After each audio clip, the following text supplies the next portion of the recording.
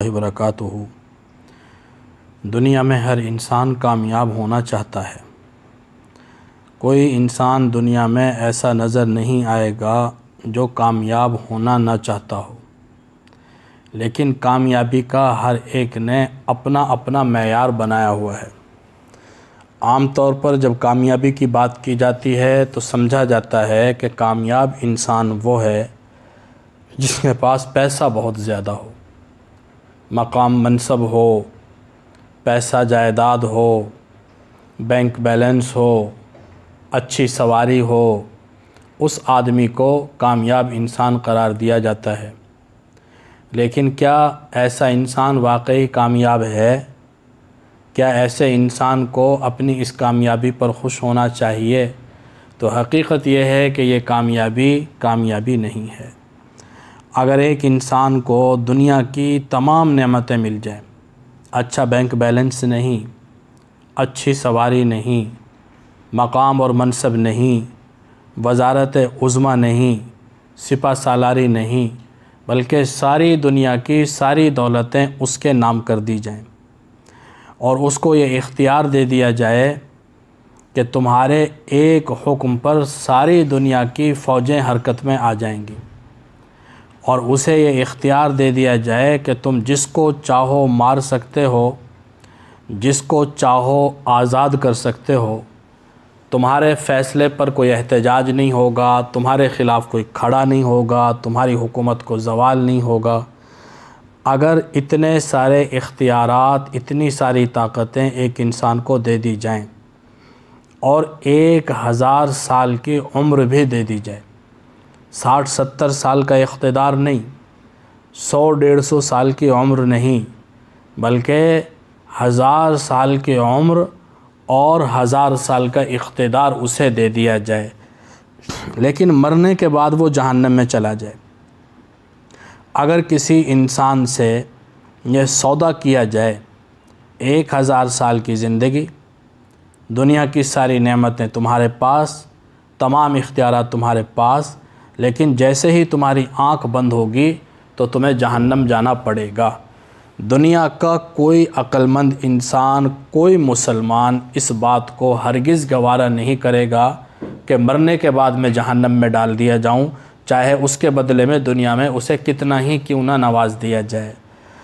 لیکن دوسری طرف ہم غور و فکر کریں تو ہم بغیر اتنے اختیارات کے، بغیر اتنی طاقتوں کے اور بغیر اتنے وسائل کے مفت میں اپنے آپ کو جہنم کے راستے پر ڈال چکے ہیں۔ ایک بزرگ فرمایا کرتے تھے کہ مجھے پتہ چل جاتا ہے کون جہنم میں جائے گا اور کون جنت میں جائے گا۔ کسی نے پوچھا کہ یہ تو انبیاء کو بھی پتہ نہیں ہوتا کہ کون جنت میں جائے گا کون جہنم میں جائے گا، تو آپ یہ دعویٰ کیسے کر سکتے ہیں؟ فرمایا کہ جو آدمی جنت کے راستے پر چل رہا ہے وہ جنت میں جائے گا، اور جو جہنم کے راستے پر چل رہا ہے وہ جہنم میں جائے گا۔ اگر ایک آدمی کراچی کی طرف سفر کر رہا ہے اور اس سڑک پر سفر کر رہا ہے جو کراچی کو جاتی ہے تو یقیناً وہ کراچی پہنچے گا، اور ایک آدمی اگر اسلام آباد کی سفر کر رہا ہے جو اسلام آباد کو سڑک جاتی ہے تو یقیناً وہ اسلام آباد پہنچے گا۔ اس معاملے میں کسی کو بھی شک نہیں ہے کہ جو اسلام آباد کی طرف سفر کرے گا تو وہ اسلام آباد پہنچے گا، جو کراچی کی طرف سفر کرے گا تو وہ کراچی پہنچے گا، جو مشرق کی طرف جائے گا تو وہ مشرق میں پہنچے گا، جو مغرب کی طرف جائے گا تو مغرب میں پہنچے گا۔ لیکن اس کے خلاف آخرت کے معاملے میں سفر جہنم کی طرف ہوتا ہے، امید جنت کی ہوتی ہے۔ کام سارے ہم جہنم والے کرتے ہیں، امید جنت کی ہوتی ہے۔ راستے کا انتخاب جہنم والا ہے اور منزل ہم جنت کو سمجھتے ہیں۔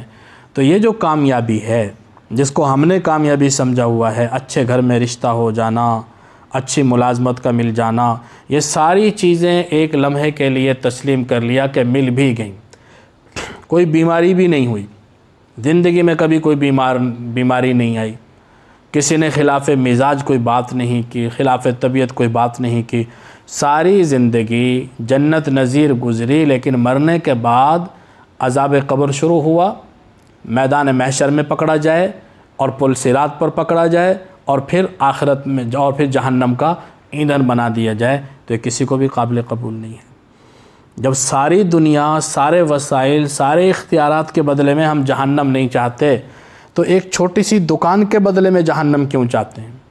ایک چھوٹی سی ملازمت کے بدلے میں جہنم کا کیوں سودا کر لیتے ہیں؟ ایک رشتے کے لیے جہنم کی طرف سفر کیوں شروع کر دیتے ہیں؟ دنیا کی کامیابی ناکامیابی ہے اور نہ دنیا کی ناکامی ناکامی ہے۔ ایک مرتبہ انسان دنیا میں کامیاب ہوتا ہے، دوبارہ ناکام ہو سکتا ہے۔ سینکڑوں مرتبہ کامیاب ہوتا ہے، سینکڑوں مرتبہ ناکام ہو سکتا ہے، لیکن آخرت کی جو کامیابی ہے وہ ایک ہی مرتبہ ملے گی، اور جو ناکامی ملی تو وہ بھی ایک ہی مرتبہ ملے گی۔ اس لیے صحیح معنوں میں جو کامیابی ہے وہ دنیا کی کامیابی نہیں ہے، وہ آخرت کی کامیابی، اور حقیقی معنوں میں جو ناکامی ہے وہ دنیا کی ناکامی نہیں، وہ آخرت کی ناکامی ہے۔ ہم یہاں پر جب کسی امتحان میں ناکام ہو جائیں، کہتے ہیں ناکام ہو گئے، تو آگے پھر کامیاب ہو سکتے ہیں۔ دنیا کے اندر تو ایک کے بعد دوسرا، دوسرے کے بعد تیسرا، یہ مراحل ہیں، لیکن آخرت میں ایسا بالکل نہیں ہے۔ اب ہمارے ہاں بعض دفعہ بات کی جاتی ہے کامیابی کے 10 اصول، کامیابی کے لیے ایک اصول، کامیاب ہونا ہے تو یہ ایک کام کر لیں، کامیاب ہونا ہے تو یہ 5 باتوں کو آپ اپنی زندگی کا حصہ بنا لیں۔ اور اس کامیابی کے پیچھے سارا کا سارا فلسفہ کون سا ہے؟ مغربی فلسفہ۔ مغرب کے نزدیک کامیابی ہے کہ دنیا کی زندگی کو خوشگوار بنا لیا جائے، اور حقیقی معنوں میں کامیابی کیا ہے کہ آخرت کی زندگی خوشگوار بنانے کی کوشش کی جائے۔ اگر ایک آدمی دنیا میں 100% ناکام رہا دنیا کے اصولوں کے مطابق، لیکن مرنے کے بعد اسے جنت مل گئی تو وہ 100% کامیاب ہے، اور ایک آدمی دنیا میں 100% کامیاب رہا دنیا کے اصولوں کے مطابق، مرنے کے بعد جہنم مل گئی تو وہ انسان 100% ناکام ہے۔ کامیابی اور ناکامی کا معیار ہمیں بدلنا پڑے گا۔ یہ کوئی کامیابی نہیں ہے، یہ بہت عارضی کامیابی ہے، بہت چھوٹی کامیابی ہے، بہت ادھوری کامیابی ہے، اور پھر ہماری زندگی کا ایک ایک لمحہ یا تو ہمیں جہنم کے قریب کر رہا ہے اور یا ہمیں جنت کے قریب کر رہا ہے۔ ہمارا ایک ایک لمحہ کروڑوں، اربوں، خربوں سالوں کی زندگی کو بنا رہا ہے یا اربوں سالوں کی زندگی کو برباد کر رہا ہے۔ اب ہمیں یہ دیکھنا ہے کہ ہمارے یہ لمحات ہمارے لیے کامیابی کی طرف ہمیں لے کے جا رہے ہیں یا ناکامی کی طرف لے کے جا رہے ہیں۔ کامیاب حقیقی معنی میں وہ ہے کہ جسے جہنم سے بچا لیا گیا اور جنت میں داخل کر دیا گیا۔ اللہ تعالی ہمیں صحیح معنوں میں حقیقی کامیابی نصیب